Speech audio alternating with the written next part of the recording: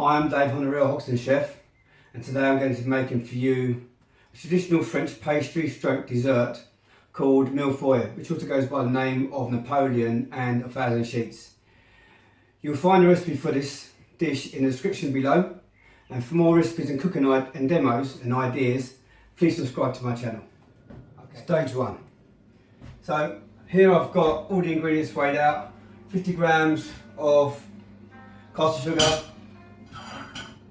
30 grams of corn flour or tapioca you can use, 30 grams of plain flour and 4 eggs.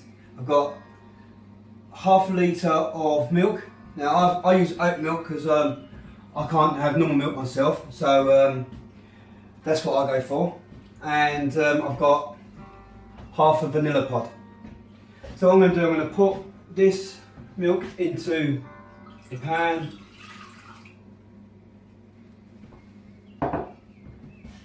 Put the cooker on and bring it up to the boil.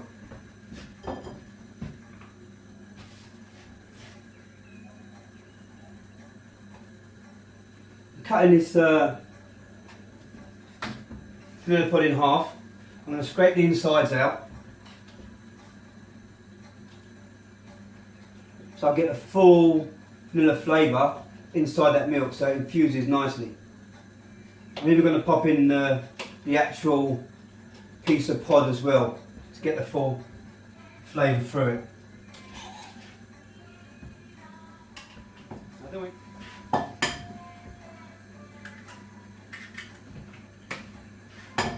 So I get 2 eggs, crack both of the eggs into a bowl, make sure there's no shell, and I want 2 egg whites and 2 egg yolks. So I'll keep the whites to one side, making sure I don't get any shell inside the egg whites or left behind in the egg, in the whole eggs.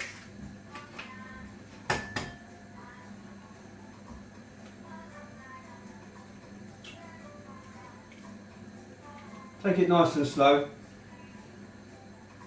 It's very delicate. You don't want any egg yolk in the egg white, especially if you're going to use it to make a meringue or something like that. So now I've got no shell in there at all. Put that back over there a minute. The 2 flours I'm going to mix together. You don't have to sieve them, just mix them straight. So I'm going to put the plain flour into the corn flour actually, sorry, tapioca.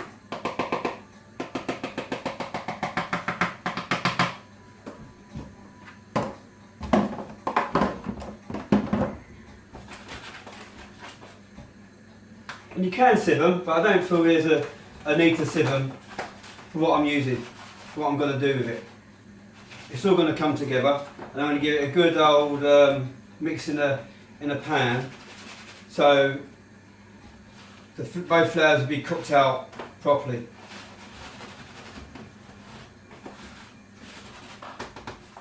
Right, so next I'm going to take the eggs and the sugar, put the eggs to the sugar, and give it a whisk.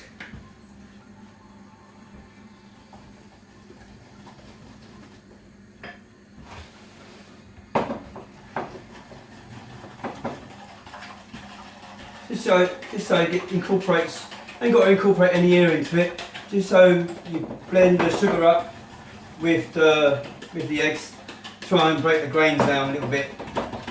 And you can whisk up to a little sabayon if you want, make it nice and white, nice and fluffy.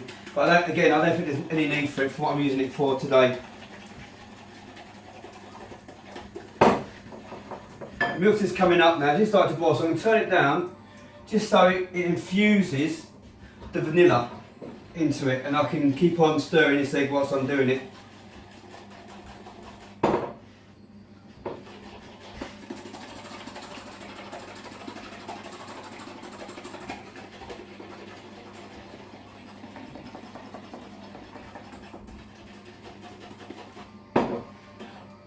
And just to break it down, that's it, like that. Okay, to that I'm going to add the flour. As you can see now, it didn't need to be sieved. And the reason why I'm making this today, because I feel like it's a really nice dish. This is also a nice cream instead of buying fresh cream. You can have it for any time, really, don't take long, and it's really cost effective. It won't go off for a few days. You can freeze it down, whereas fresh cream, you've only got your shelf life of 3 days. So this will, you can freeze it down, keep it, and take it out as whenever you need it, it's there. Just got to mix it back together again, and it comes back so nice and sweet. So I just made a little batter with it now, so it's thickened up. I've got the flours in there.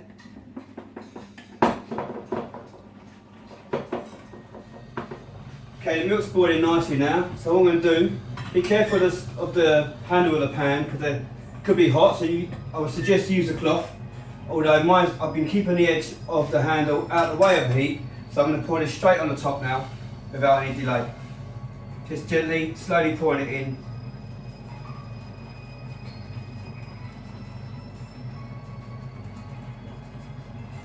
It's started to thicken up slightly in the bowl, but it's okay, it's not cooking out yet.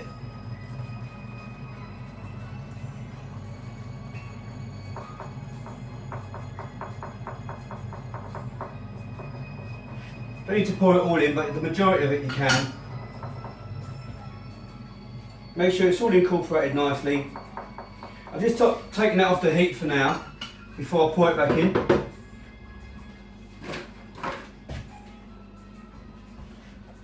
Very slowly back into the pan. Using your spatula. I've got rubber spatula here, and these spatulas are called Mille. So I'm going to use that rubber spatula there to get most of it in, so there's hardly anything left in the bottom of that bowl. And all I'll do now is cook it out. Now it's just started to thicken up just nicely now. It's starting to become a bit gloopy, as you can see. And I want to knock the lumps out as much as possible from here.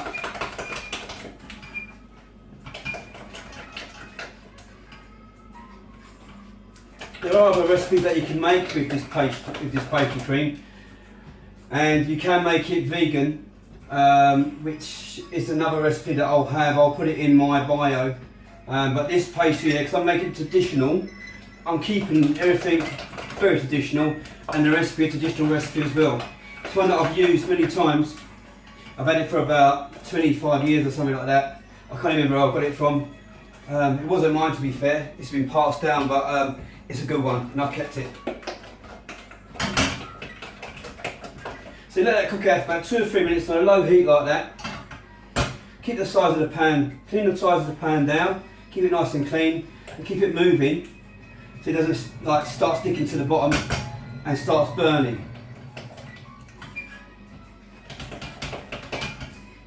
Become nice and smooth now. Look at that. Can you see it? Yeah, that's it. Nice and smooth. The colour's changed as well because the vanilla's come out. It's made it a nice little fawny colour.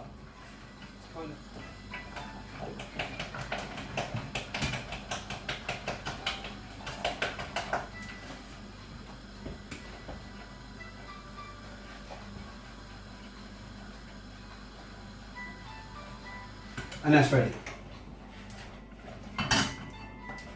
So this is pastry cream. It's a good alternative to normal cream.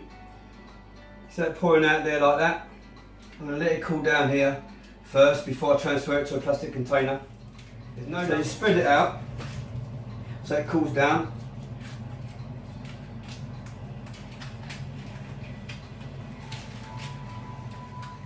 So that's the pastry cream made now.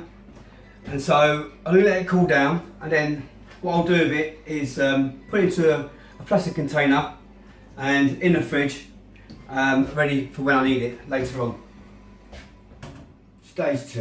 In this recipe today, I'm going to be making you some hazelnut praline. So usually, or sometimes you can get the raw hazelnuts in the skins and roast them off yourself.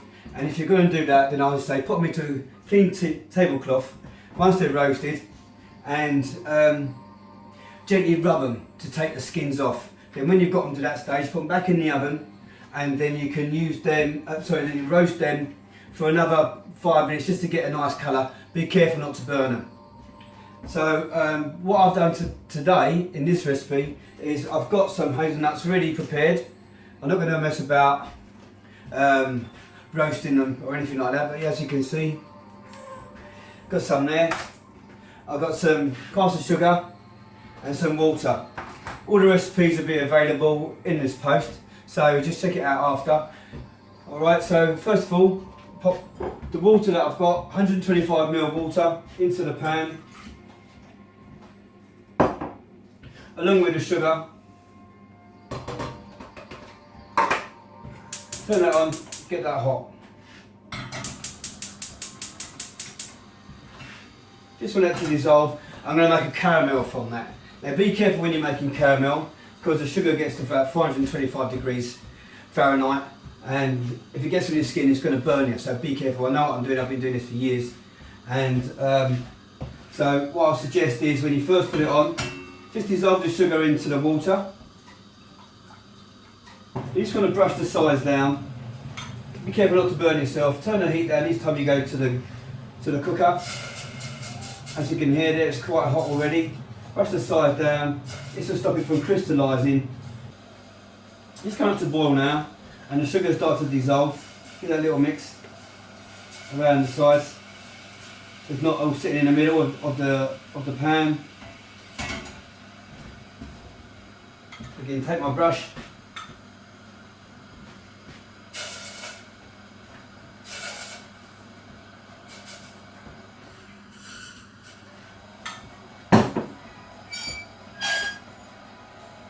So I've got here a quarter of a lime. Now you can use lemon as well. I'll put lemon in a recipe, but I've got a quarter of a lime here, and all I need in this recipe is 2 teaspoons. But I've got a quarter of a lime. I'm going to just squeeze it straight into the mix as it becomes nearly ready. Now these hazelnuts I have here, they've already been roasted, and I've got them as convenience. So save all the time and the hassle, and you can buy them as well. This is 100 grams here, and just a little bag. So I'm not making a great deal amount. And but if I was making a bigger job, then obviously I'm going to use more hazelnuts throughout the recipe. So cooking the sugar down to the caramel, it comes in different stages. You've got soft ball, then you've got hard ball as well, and then it comes to caramel stage. I would say don't touch it to be safe, and I would say use a probe, use a sugar thermometer, but I'll show you how it's done. And if you're professional and you care to do it like that, then do it. But if you're not professional, then don't do it the way that I'm going to do it today.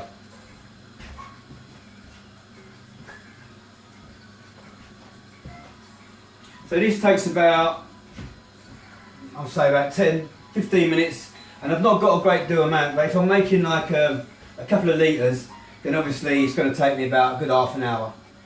Now as the caramel starts to cook, it starts to colour quite fast. So must remember to keep on brushing, you can hear it. Keep on brushing the sides down.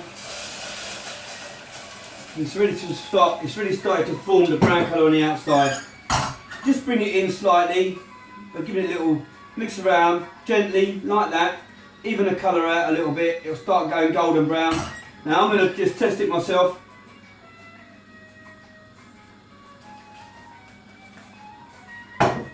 Yeah, and that's now forming, as you can see, hard crack. So it's not far away from being fully cooked. So just turn it up a little bit again. Gently bring in the heat, keep it over the fire. It starts to go golden brown now. Remember, it was white to start off with. Well, it wasn't even, it was opaque, I would say, because the colour of the sugar. Gently now, it's gently going. And you can change the colour of these if you want. If you can make it yellow, red, but just add a little bit of colouring agent into it. But I'm going to keep it natural for what I want.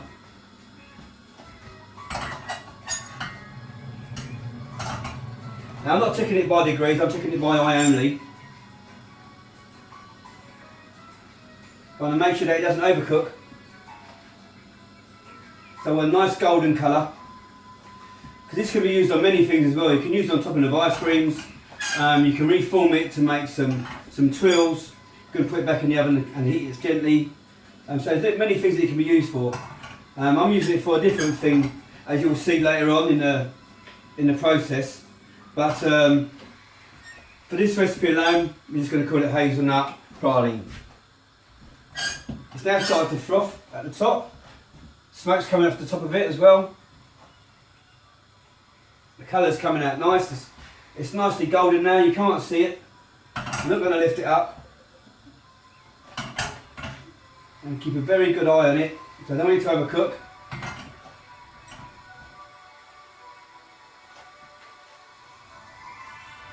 Because this will go, it will burn very quickly if you don't keep an eye on it. And it's on its way now, so in with the nuts. Coat them around, in with the juice, let that sizzle. And then onto the tray.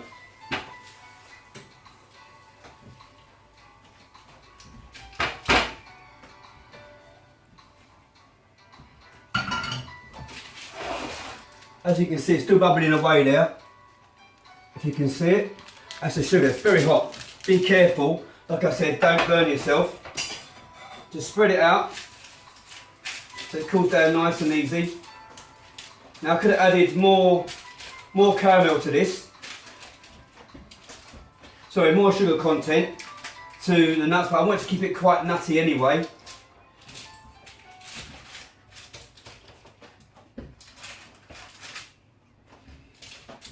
Smell it. The nuts are cooked already. And then I'm going to let them cool down on this tray.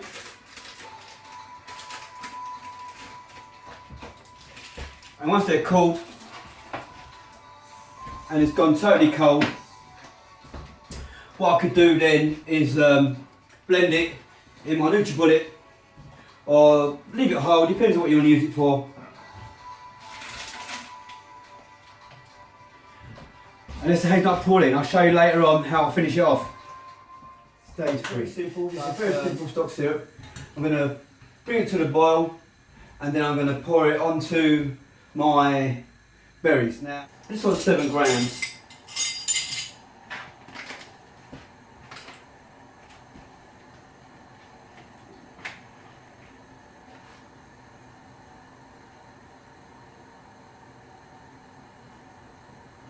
That's 2.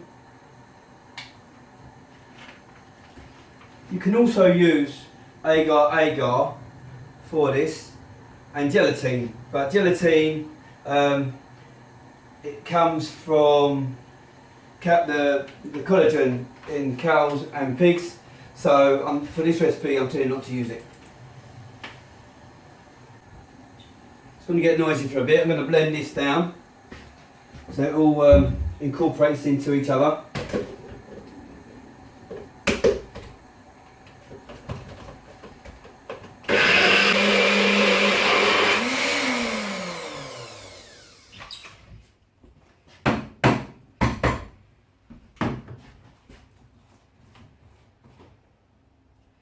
So you see that's thickened up now. Try and show you. It's really gloopy. See? And that's going to set in the fridge nice. So once this is done, I'll cook it for about 2 minutes. Stay on the stove gently.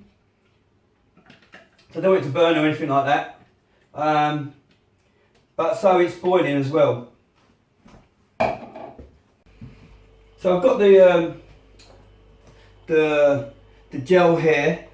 So once I put it on the heat, the glutiness starts to go, it becomes more like a sauce consistency, if you can see that. And that's what you want. You're going to bring it back to the boil, but gently. Keep it moving. And then once it's ticking over, it's like just bubbling on the surface for 1 to 2 minutes, you're cooking out the agar or the veggie set that you've got. And so the powder's being cooked out, it's incorporated nicely into it. And then take it off the cooker and lay it onto a flat tray with sides so it doesn't go all over the table, and on top of some baking paper. So it's just coming up now.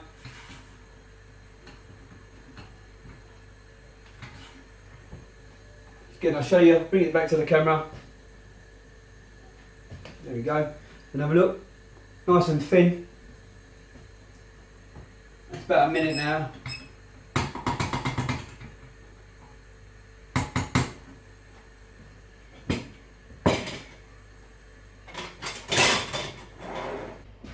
So I've got my gel here now, and I've got my tray to put it on. Just going to give it a little mix around again, just so because it's starting to form a little bit of a skin, and that's what I don't want it to do, but it's hot enough so it won't actually stay whilst I finish it off.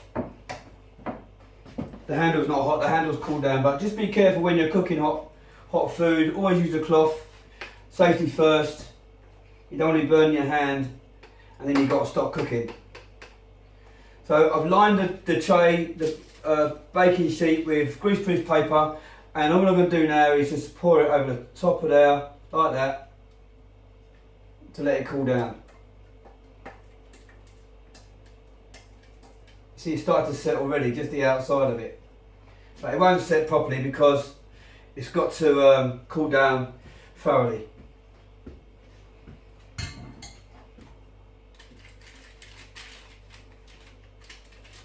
Push it right into the edges,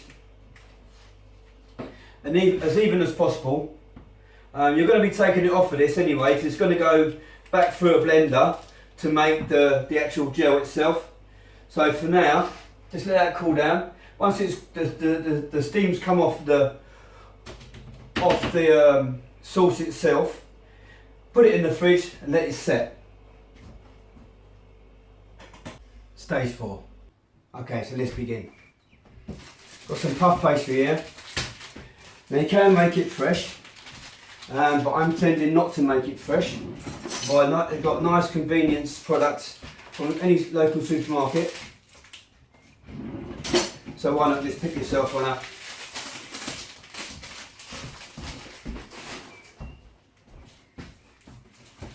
Okay, just open it up. Excuse me, like this. See, pastry's ready done for it, no problem at all whatsoever. Also, before you start, set your oven to 200 degrees Celsius. That's going to enable the right temperature for cooking this puff pastry for what you're going to be making today. Okay, so it's already come out. It really comes out nice and flat. But I'm going to just trim it up and roll it out a little bit more. It comes on a nice piece of baking paper, but I do also have my own baking paper, which is a bit more better in. It's a better product, so I'm going to be using mine. So I've got some flour. I'm going to lightly dust it with flour, so the rolling pin don't stick.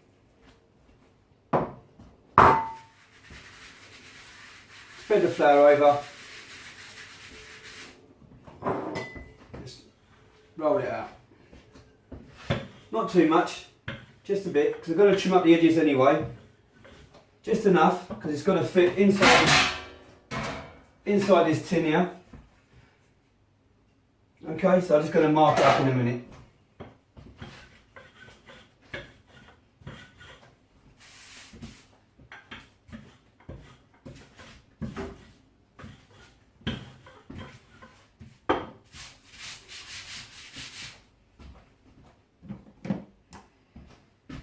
That's suitable for what I'm needing. Okay, now it's going to take the tray, see the size of what I'm going to be making. You need 2 trays for this, because you're going to be baking it in and the flat tray, but also going to press it down with one. So that's the tray that's going to go in, and this one's going to sit on top. So what I'm going to do, I'll take the measure of the one that's going to sit on top, because that's what it's going to go underneath as. I take my knife, just run my knife down the side, trim it up, just to trim it up. Nice clean edges.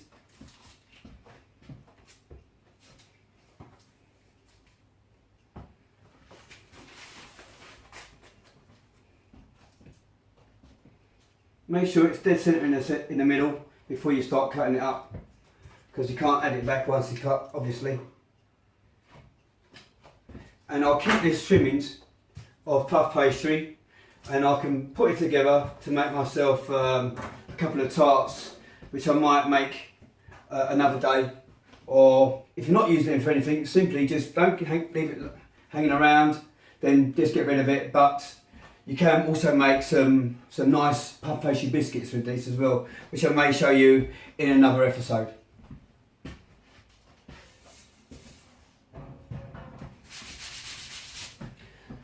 So I've got a fork here. So I'm just going to make some holes in.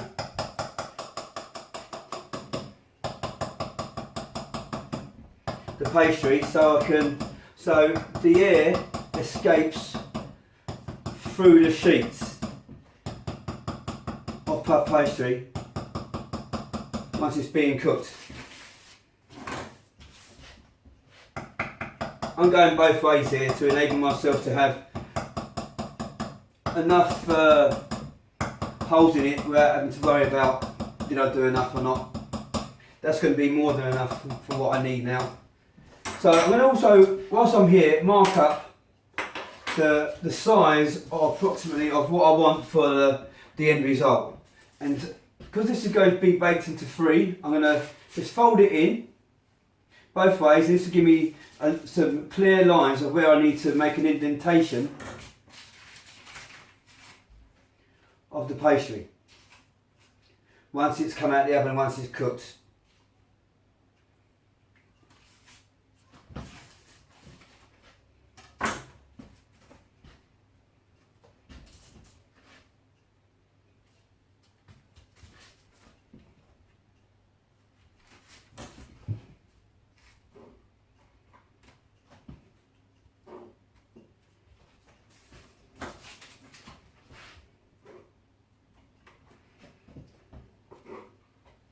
These bits will be cooked into 3 even bits, and then to make the actual dessert itself, so I've got 3 pieces there now, and to make the actual dessert itself, I want to see the size that I'm going to make it. So again, I'm going to just fold it in and see the size that I want to make it. Now that's going to be really too big for the dessert that I want to make, and I do believe that that might also be too small. Then again, it looks, so you can have, it depends on what size you want, but because that looks nice, I'll probably get 4 out of this. So I'm just going to just lightly bring the knife down, just to score it, so I can see when it's cooked, the lines will give me a guide to the size of the portion that I want to achieve once done. Doesn't have to be 100% accurate, you know, just make sure you get a nice thin line. Don't cut all the way through, just so you can see it, just to score the top so it separates once cooked, like I said. Okay, once you've got them all laid up in the tray, you can have a piece of baking paper, cover the top. And I've already set the oven to 200, like I've said, 200 degrees Celsius. Put the second tray on top and cook it for 20 minutes. Put that straight into the oven. So I'm just going to take the pastry out the oven now to see how it's getting on. Been cooking for about 15 minutes now, So just checking the clock, I've got a clock on the wall. Cooking for about 15 minutes now, and I don't want it to burn or anything like that, but it's good to check it as well because all ovens cook differently. See, my oven here at home cooks from the back. So as you can see, it starts to discolour at the back already. So I'm going to put that back in the oven, still keep this tray on top, and turn it round for the last 5 minutes, and then see how it goes, see how it is at that point. So now I'm going to take the pastry out of the oven. It's been here for 20 minutes.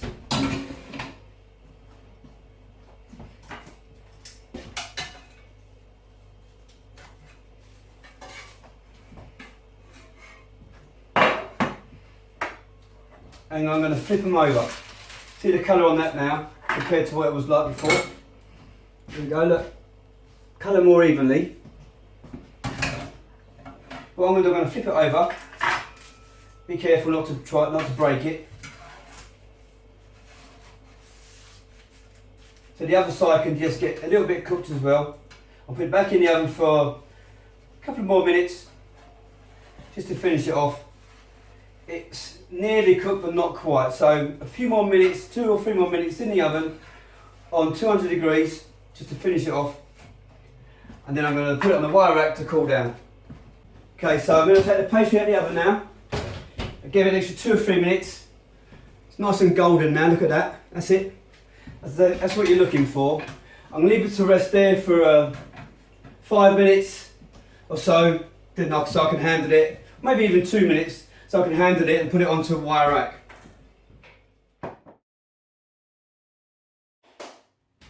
So now I've got my pastry cooked. I'm going to, and where I've marked it off as well, it's easy comes apart like that. So what I'm going to do is going to trim all up nice and even inside. But I'm going to leave one piece whole, which is going to be the top layer, which is going to be where I put the icing on. And I'm going to show you to make the icing in a little bit. So trim up nicely.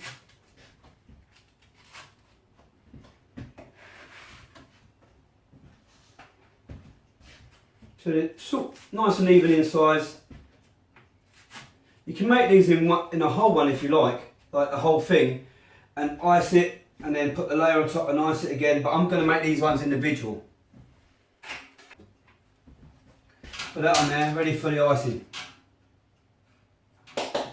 So, I've got the pastry cream here, which I already made earlier, and I'm going to blend this down so it's nice and smooth. So at the moment, it's a little bit of a jelly, as you can see, and I want it to be nice and smooth inside the pastry once I put it in. And that's going to go into a piping bag. And also I'm going to make some icing, and I've got some chocolate here that I'm going to melt. So first of all, I'm going to put the chocolate on to melt. A pan of cold water. Actually, I'll tell you what, make a pan of hot water. It speeds up the process all the time. Nice heat at the back there.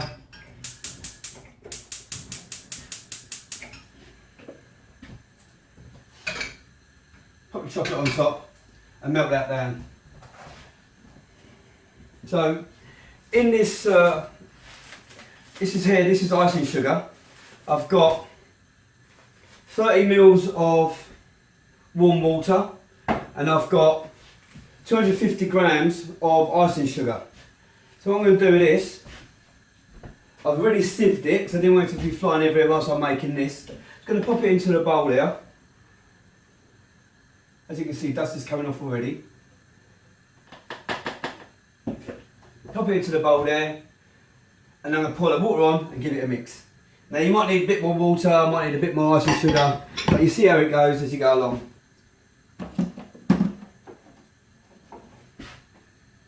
What you can also add to this here is maybe a teaspoon of lemon juice. I've got some lemon. Let's over the side here, there we go, yep. I've got a quarter of, actually I've got some lime. I've got a quarter of lime. I'm just going to squeeze that in. In with the water. So it runs over the top. In with my lime juice. It's about 2 teaspoonfuls. Squeeze it all out. Don't waste any. Loads of juice in there. You want it to be runny, but not too runny, where it's just going to run off and all onto the tray. But you don't want it to be too thick, where it won't even work. You have to spread it on, and then it just looks silly, looks horrible. So I've got to this stage now. It's got a few lumps in, so I'm going to take the lumps out of it. Keep on mixing it. I might even get a whisk in there, a little whisk in there quickly, but I think just by beating it should be enough. So I've taken the blackberry gel out of the fridge. It's nicely gelled now, and what I'm going to do is remove it from this plastic, this greaseproof paper, and blend it. Now if I'd done it thin, I can use this as a sheet itself. I could chop it up and use it as a garnish for jelly, but because I'm going to put it in the blender, I'm going to use it just as a swab, basically.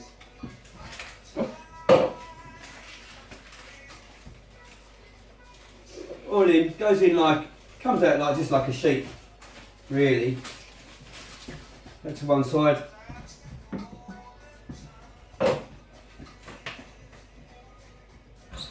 Here comes the noisy bit, and we've got to blend it.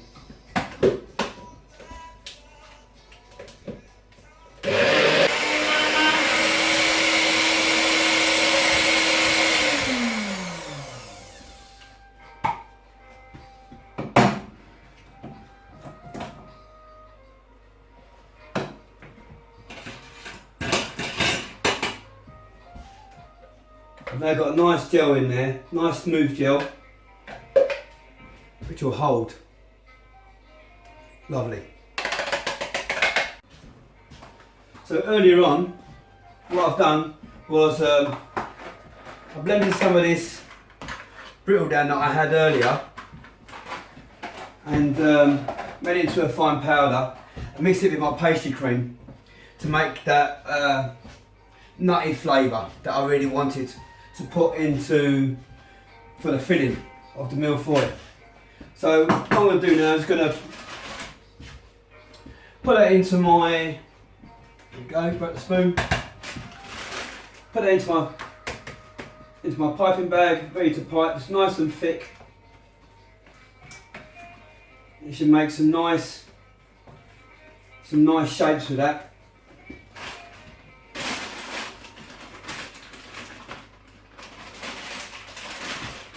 I've got a star tube in here. Now I didn't have a lot. I didn't make a lot.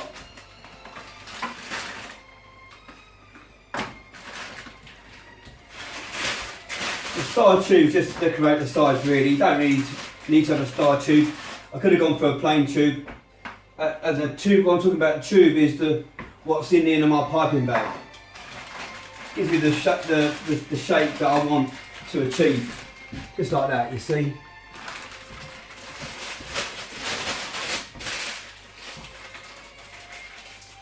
Knock out the air, push it down, knock out the air again if you don't want nothing coming out where it should be coming out. There we go, that's ready to go. Right. Now let's make the mille feuille.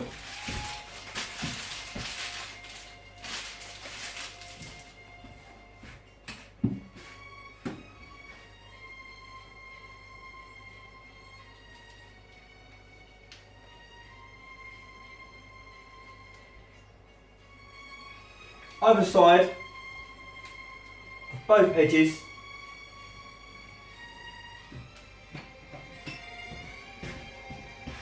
and these are lovely here. What I've got here is some lovely blackberries. You see them? Beautiful they are, lovely. Just going to cut them down through the middle and let them rest on that bit of kitchen paper. If I had a Jay's cloth, I'll use a Jay's cloth, but I don't have it at the moment. So kitchen paper will do the job just the same. And just cut them in half through the length, and then I'm going to pop them onto the pastry.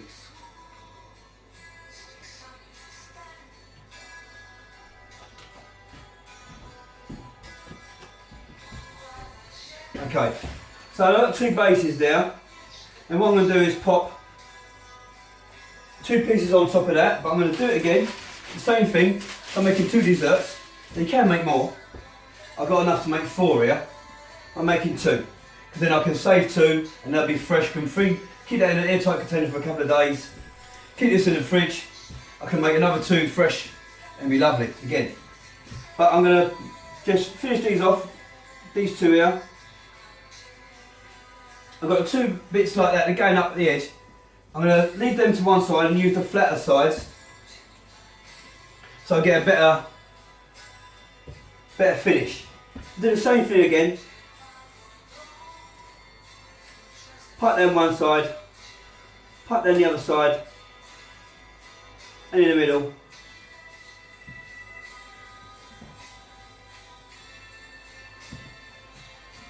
Put on both sides to garnish your dessert. So this Mille feuille is the hazelnut, praline, and blackberry. Now the berries might be a little bit bigger than the cream, but you can put more cream in. The berries, put them in just to sit at the side. Now everything I'm making here, I've made in real time. So if you're making it yourself, allow yourself some time, because each part of this I've made in sections. So it'll give you some time to get it all done. Right, now what I'll do, I'll put a bit more cream in here.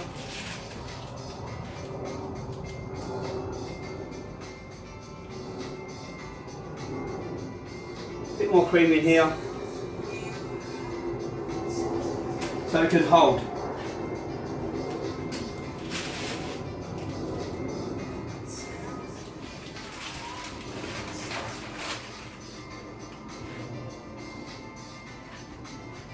Be so, put one on top of the other. Squeeze the berries in. One on top of the other, just like that. On it goes. Same with the second one. Bring the berries in a touch. Slide it onto your pastry slice or your pastry scraper, and then pop it on top there, just like that. Now that's 2 ready. What I'm going to do now is just put the icing on the top. Just clean this table down a minute.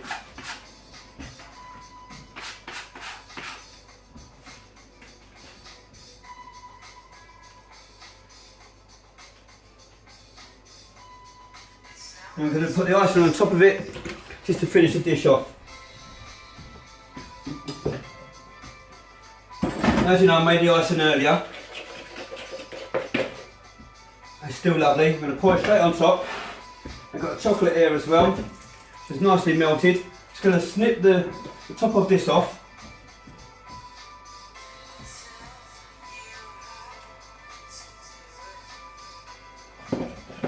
Do a little test run of it to make sure that it's the size I want it to be. And it comes out.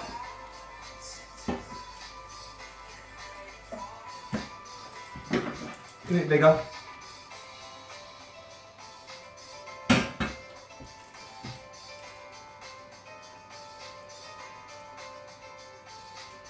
Okay, that's ready now. The icing's ready now. On with the icing.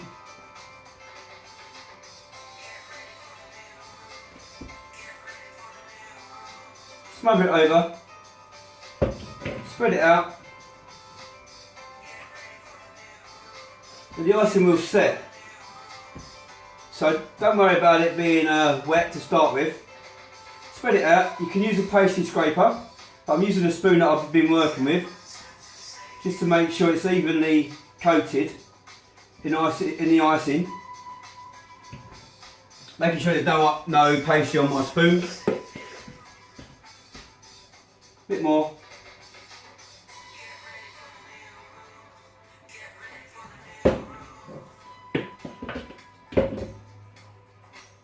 Just spread it out. And all I'll do with the chocolate is feather it up and down.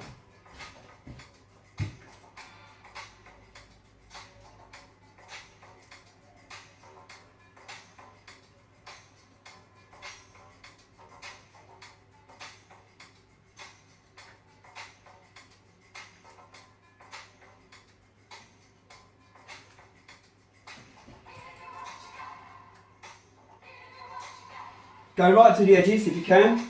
Let me show you what I've done. Can you see that? Just the chocolate on top. Oh, be careful, don't fall. And even if it falls over, the icing falls over the edges, don't worry about it, allow it. That's okay. So, with a cocktail stick, I'm going to feather it.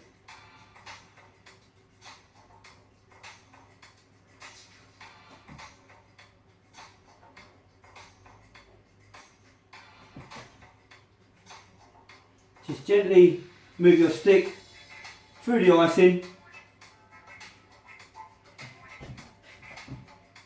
and then move it back through the icing the other way. Give yourself a centimetre in between, approximately both of the chocolate that you've just piped on. You see what I mean now? I'm going to bring it over again, and that's the difference. Can you see it? There we go. I won't lean it up too much just in case it falls, but I'll try and get it to feel better. There we go, like that. Okay, just let it dry off, and then once it's dried off, I've already made indentations on it, so I know basically where I'm going to cut it. Plus I've got the size of this, and then what I'm going to do from there is cut it, and then once the icing's set, put it on top to finish the dish. I'll show you that in a little while.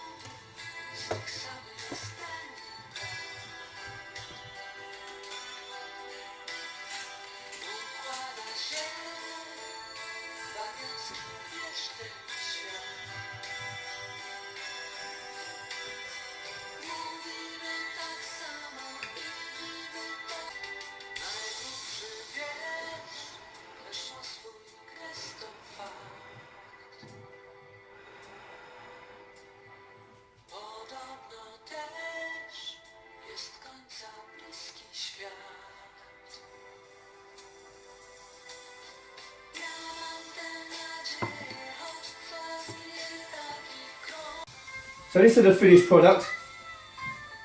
I've got the Mille feuille here, as you can see, all finished, all done, the icing on, and all I've done is a blackberry gel, as you can see, that I made earlier, and just garnish with a single piece of blackberry, and that is your Mille feuille.